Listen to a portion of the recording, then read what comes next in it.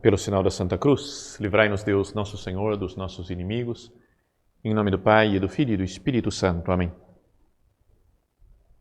Meu Senhor e meu Deus, creio firmemente que estás aqui, que me vês, que me ouves. Adoro-te com profunda reverência.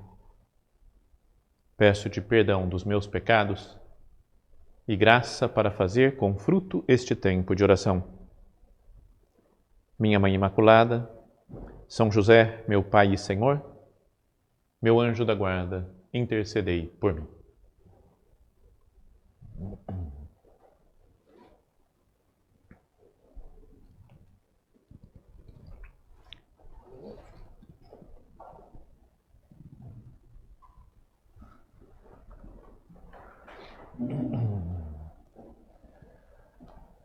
Nós estamos no tempo do Advento, preparando-nos neste tempo para o Natal, para a chegada, para a vinda de Cristo, nosso Senhor, no meio de nós. E por isso, o salmo que escolhi hoje para que nós meditássemos é um salmo chamado messiânico, um dos salmos messiânicos, salmos que falam, que fazem referência ao Messias, ao Salvador.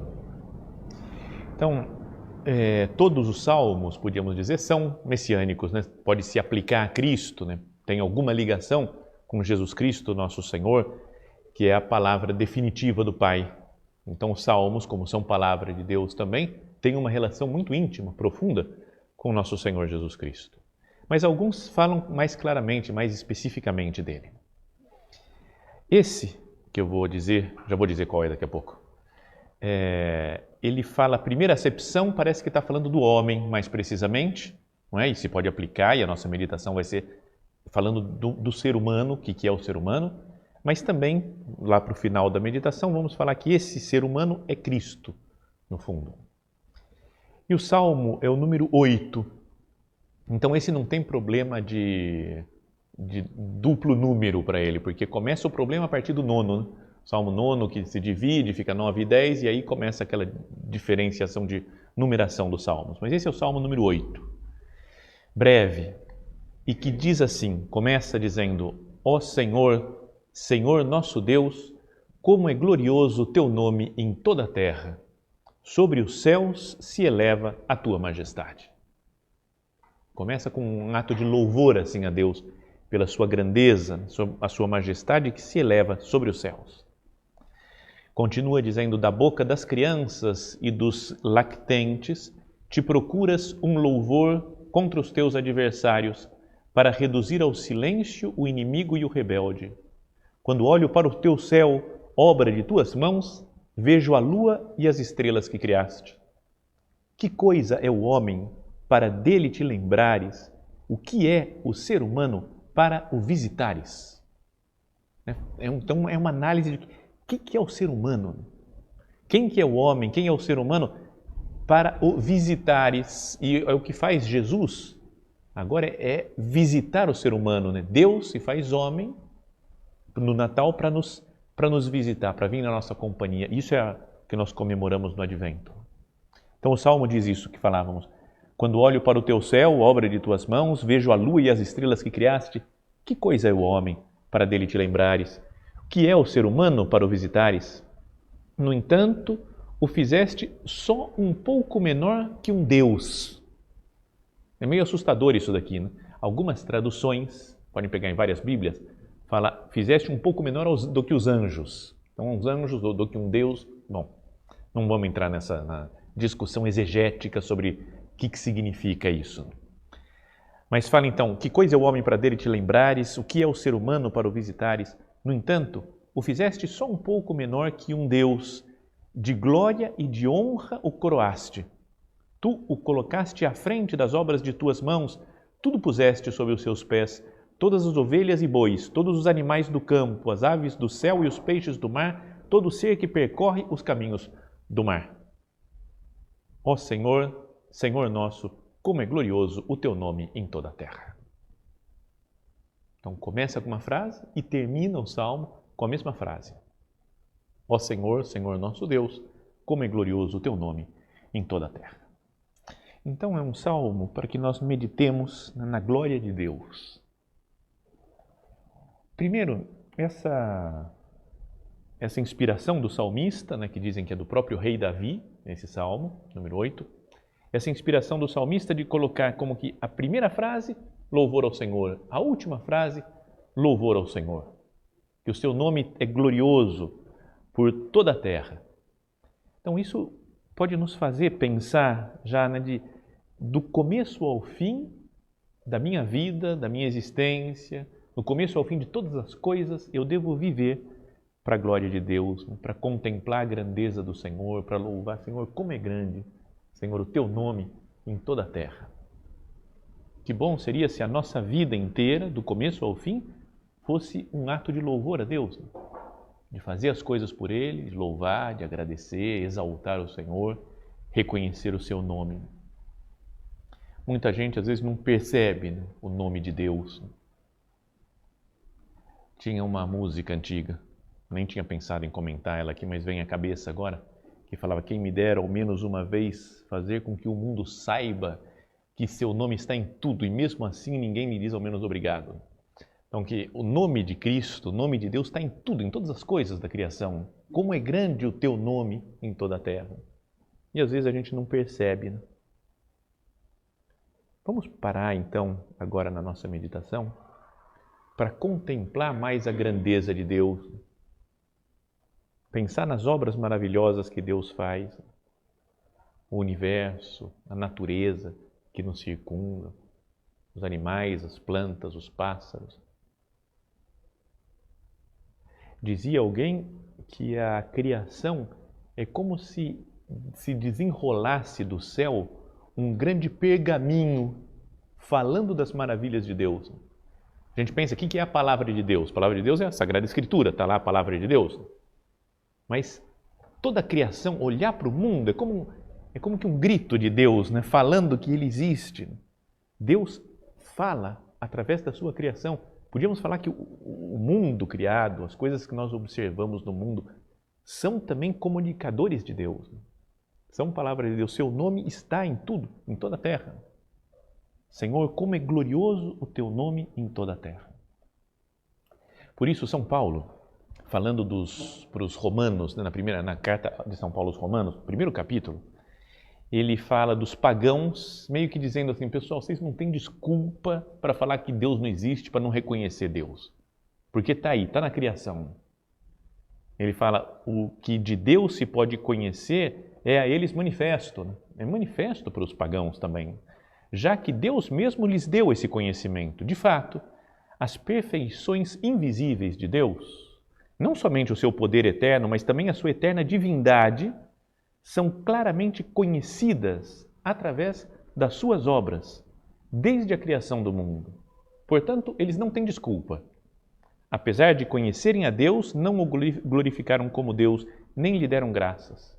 Pelo contrário, perderam-se em seus pensamentos fúteis e seu coração insensato se obscureceu. Então, esse é o primeiro ponto desse salmo para a gente ressaltar. Que pela obra da criação se pode conhecer o nome de Deus, se conhecer a grandeza de Deus. Então, mas vamos pensar nisso daqui, né, que fala o salmista, né, que fala Davi. Sobre os céus se eleva a tua majestade. E ele fala, quando olho para o teu céu, obra de tuas mãos, vejo a lua e as estrelas que criaste. Será que a gente não poderia parar um pouco para contemplar mais as coisas da criação? Pensa no céu à noite. Nos tempos que correm pela agitação da vida, porque moramos em cidades grandes, né, cheios de prédios, arranha-céus, às vezes. Então a gente não consegue muito contemplar o céu, né? Não tem espaço para o céu, parece. Porque tem prédios, porque tem iluminação artificial das ruas, dos carros, tudo muito iluminado. Né? Que de vez em quando, se vocês tiverem oportunidade, né, sai para o meio do mato, né, uma estrada deserta, um dia que o céu esteja limpo, plenamente limpo, sem lua, porque a lua também brilha e tira um pouco do brilho das estrelas, ofusca, e faz uma observação do céu. Sem dúvida nenhuma que é das coisas mais maravilhosas que existem nessa terra. Qualquer paisagem que a gente pega, se olha para o céu, é uma coisa divina. Uma vez quando eu era criança, não era tão criança assim, porque eu já estava pensando em fazer faculdade, assim, mas estava acho que no oitavo ano, não sei, tinha 15 anos, por aí 16. E eu gostava muito de astronomia. Um dia saí com meus pais, meus irmãos, tudo de carro, fomos numa cidadezinha bem pequena. E na volta, voltamos à noite, devia ser umas 10 horas da noite, estava no carro. Eu fiquei pela janela assim olhando e o céu estava maravilhoso, parecia. E aí eu falei, pai, o céu está demais. E meu pai, que gosta também disso aí, falou, vamos parar o carro para ver. Encostamos o carro, apagamos todas as luzes. Era um breu, que você não via ninguém, nem na sua frente. E o céu deu medo. De tão maravilhoso, a Via Láctea, e as estrelas pareciam que iam cair na nossa cabeça. É inacreditável, das coisas mais maravilhosas que eu já vi. Então, quem puder fazer essa experiência de contemplar o céu vai ver, é quase como Deus gritando, né, que Ele existe. E tudo isso é gigantesco. São de dimensões que a gente não pode... Dimensões divinas. Sabem que eu gosto de ficar estudando essas coisas, né? Perdão, pode ser que seja meio chato para um ou outro que não aguente essas coisas, mas a Terra, nosso planeta Terra, tem um diâmetro de mais ou menos 12.700 quilômetros de diâmetro. Então imaginei, vamos tentar fazer uma escala reduzida e imaginar se a Terra fosse uma cabecinha de alfinete, tivesse 1 milímetro a Terra, para ver as dimensões do universo, só para ter um pouco de noção, né, das dimensões do universo. Uma cabecinha de alfinete é a Terra, e tudo lá dentro, todos nós, a população, quase 8 bilhões de pessoas do mundo morando, né, em todos os animais, plantas, o Everest está lá dentro, né, essas fossas abissais, fossas marianas, lá que é o ponto mais baixo da profundidade, tudo lá dentro dessa cabecinha de alfinete. O Sol teria 11 centímetros, uma bolinha assim, já grande. O Sol é muito maior do que a Terra. 11 centímetros, perto de 1 milímetro, dá muita coisa. Apesar que tem algumas estrelas, é demais, mas é meditação, é para fazer oração, não vou ficar falando de aula de astronomia. Mas tem algumas estrelas que são as maiores que existem, conhecidas, né, que as pessoas estudam e procuram descobrir o tamanho delas. E tem uma delas que se chama UY Scuti, que é a estrela UY da constelação do Escudo, uma constelação que tem no céu, que ela tem 1.700 vezes o diâmetro do Sol. Imagina o que é isso, 1.700 vezes o diâmetro. Então, no volume, cabem 5 bilhões de sóis dentro dela. Nessa nossa escala, ela teria 187 metros de diâmetro. Imagina, vai até a esquina o tamanho da estrela. E nós aqui, cabecinha de alfinete. Bom, mas vamos pensar na distância entre o Sol e a Terra nessa nossa escala, seria de aproximadamente 12 metros. Não é meio desprezível? Como se fosse lá no fim do oratório, na parede do fundo, tem uma bolinha de 11 centímetros, o Sol. E nós aqui, uma cabecinha de alfinete, 1 milímetro. Você fala, cara, que influência, parece que não influencia nada, né? Tão distante. E aí a gente pensa na estrela mais próxima, depois do Sol, que é a estrela mais próxima de nós, a mais próxima é Alpha Centauri, que é uma estrela tripla, na verdade, e a Próxima Centauri, que é a estrela mais importante da constelação do Centauro, ela está a 4,3 anos-luz de nós. Que a gente não tem muita ideia, né? O que é isso, 4,3 anos-luz? Mas passando para a nossa escala de Terra, 1 milímetro, ela está a 3.200 quilômetros, ou seja, na cidade de Lima, no Peru. Nós estamos aqui, o Sol está no fim do oratório aqui da capela, e a próxima estrela está em Lima, no Peru. Você fala, cara, é muito longe isso. É muito desproporcional tudo. Não é como é gigantesco?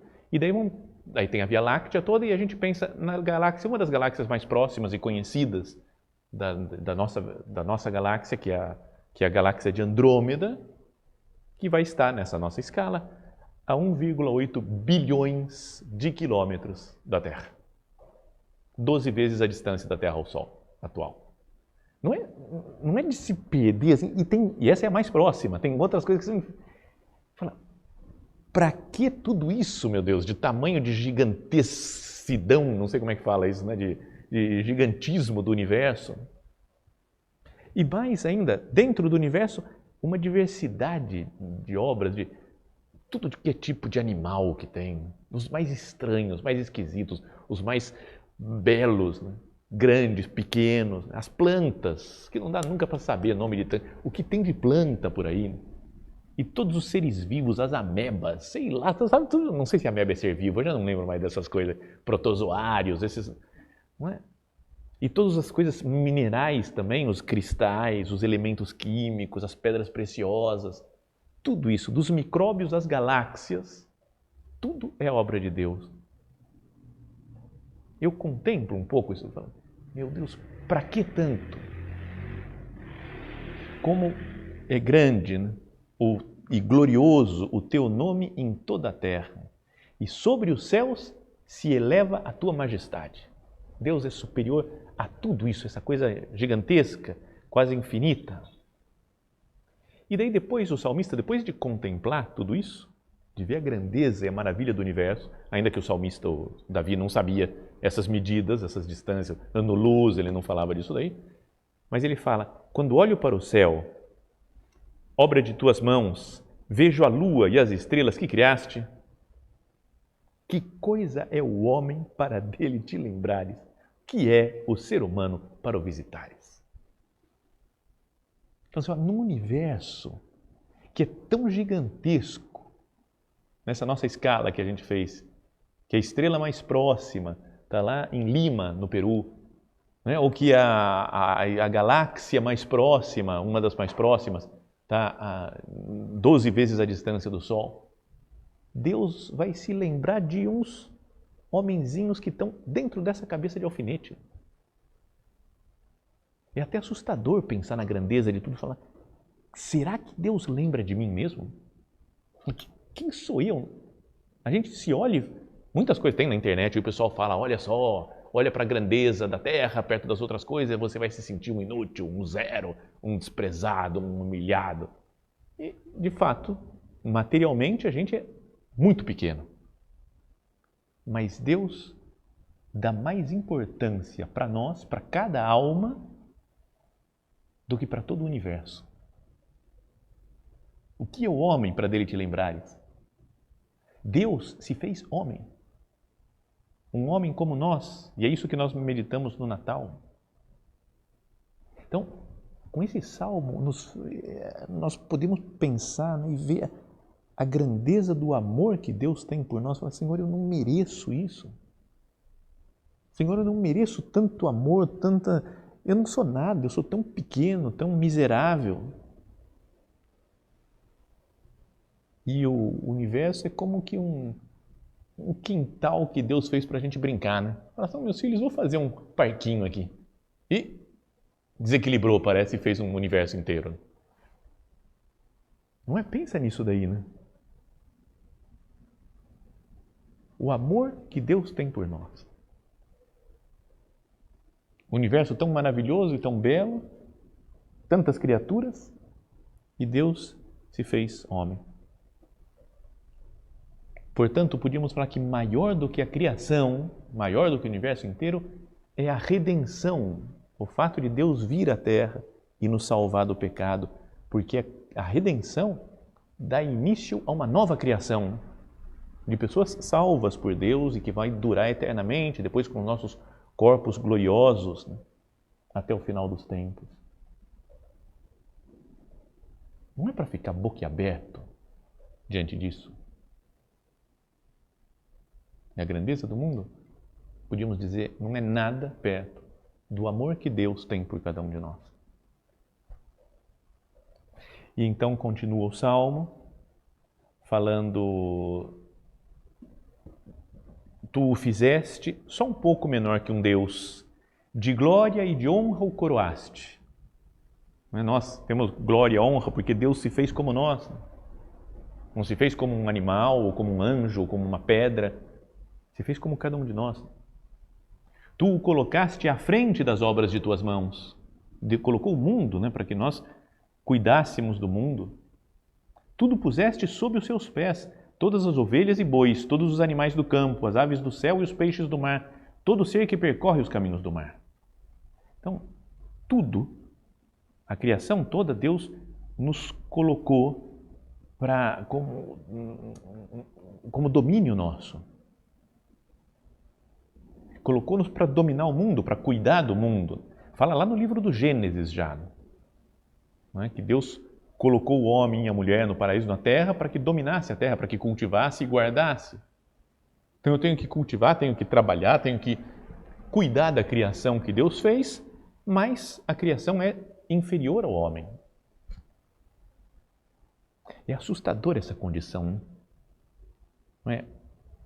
Nós somos pecadores e uns seres ínfimos, pequeniníssimos, desprezíveis quase no universo, e Deus nos coloca para cuidar, para dominar toda a criação, junto com Ele, né? Seguindo Deus. Então, duas coisas podem sair daí, né? Duas ideias dessa coisa de dominar o mundo. Isso daqui que fala o final do Salmo, né?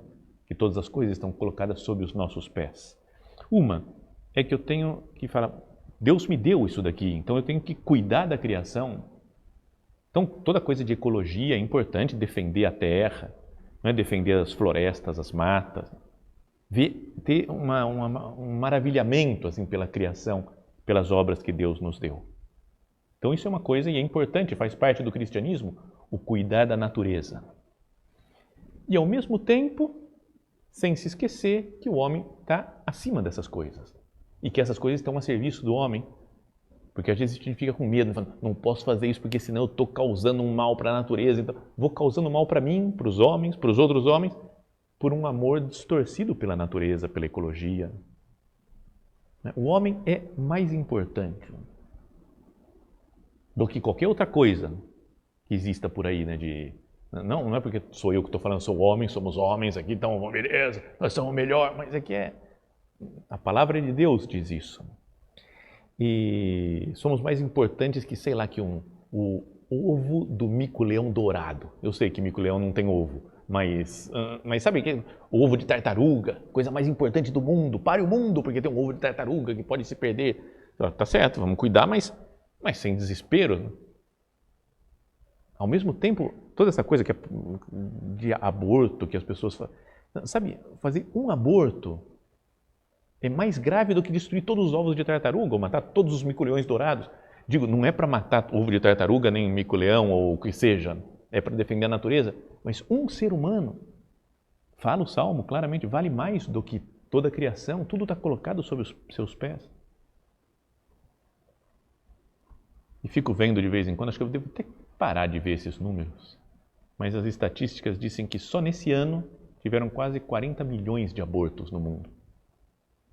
E nos outros anos a mesma coisa, né? Não é um dado inventado agora, pode seguir há vários anos e a coisa é mais ou menos por aí, perto de 30, 40, 50 milhões de abortos por ano.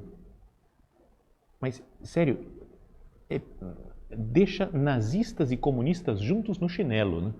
Tudo que os nazistas fizeram, um massacre lá de judeus, e os comunistas fizeram, mataram um monte, milhares, milhões de pessoas, todos os ditadores da história junto não chegam aos pés de toda a campanha, toda a luta, o empenho no aborto que existe por aí. Mas tudo bem, só para que nós rezemos, né, por essas coisas e pensemos nisso, se o homem é o centro da criação, né, porque Deus quis, que coisa é o homem para dele te lembrares, que é o ser humano para o visitares, no entanto o fizeste pouco menor de um Deus. De glória e de honra o coroaste, tu o colocaste à frente das obras de tuas mãos, tudo puseste sob os seus pés, todas as ovelhas e bois, todos os animais do campo, as aves do céu, os peixes do mar, etc. Então, dizia um comentarista desse salmo, que ele resumia em 4 Ds, letra D. Então ele falava que esse salmo fala da dignidade do homem, fala do destino do homem, que nós temos que cuidar da terra, fala do domínio do homem sobre as coisas criadas, mas fala também sobre o dilema, que é nós, pecadores, miseráveis, que fazemos coisas erradas, Temos uma missão tão grande e às vezes nos esquecemos desse papel que nós temos na criação. Então, Senhor, que eu não me esqueça, Jesus, do amor que Deus tem por nós. Que eu não me esqueça disso, da grandeza de cada um de nós, de cada ser humano, e por isso eu tenho que respeitar e amar cada ser humano, porque foi escolhido por Deus. E Deus ama cada um dos que está aqui, dos que nos estão acompanhando, né, pela internet agora, dos que vão ouvir depois, do mundo inteiro. Deus ama cada um mais do que toda a criação. Não deve me fazer pensar na importância que eu dou para cada ser humano? Bom, mas vamos terminando a nossa meditação, e eu tinha dito que esse salmo é aplicado sobretudo a Cristo. É um salmo messiânico.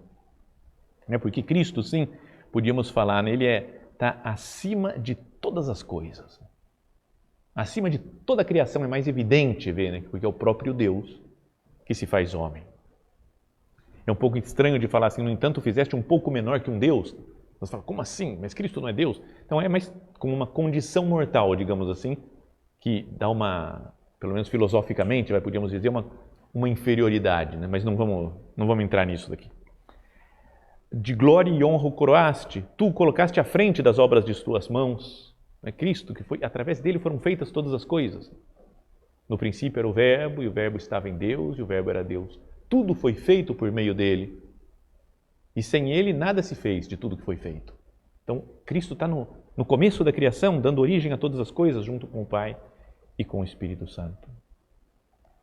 Então, nos faz pensar isso, né? Ele é o homem por excelência.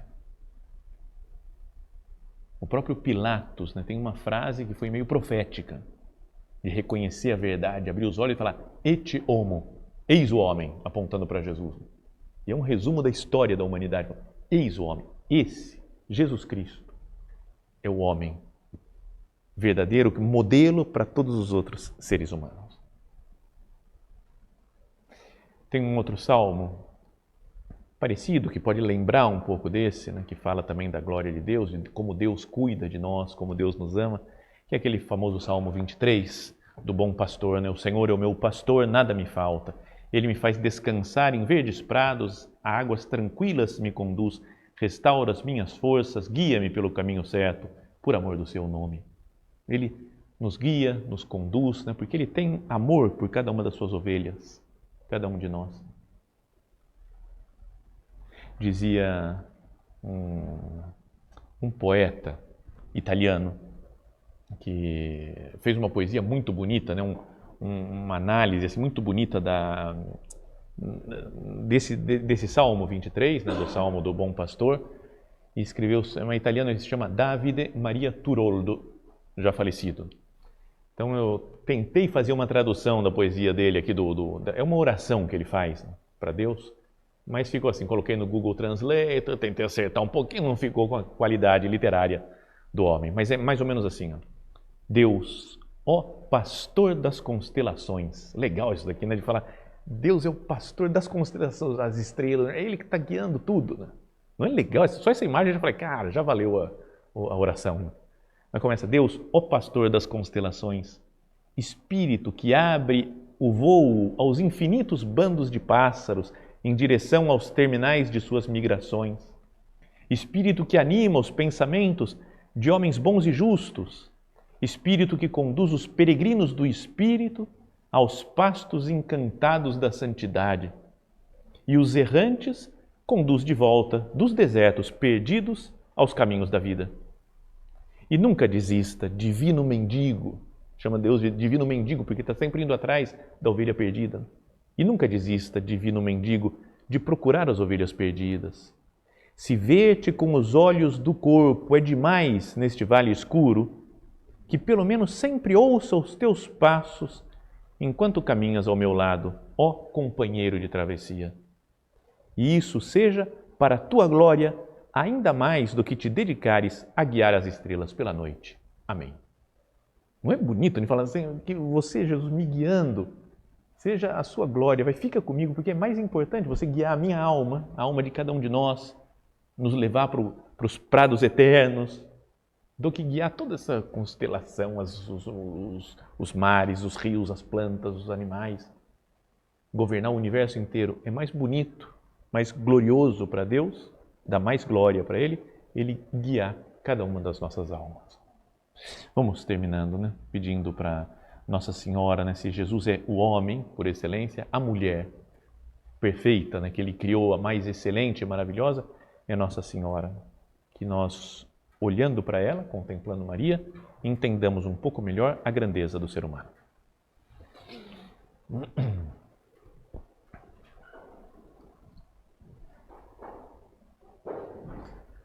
Dou-te graças, meu Deus, pelos bons propósitos, afetos e inspirações que me comunicaste nesta meditação. Peço-te ajuda para os pôr em prática. Minha Mãe Imaculada, São José, meu Pai e Senhor, meu anjo da guarda, intercedei por mim.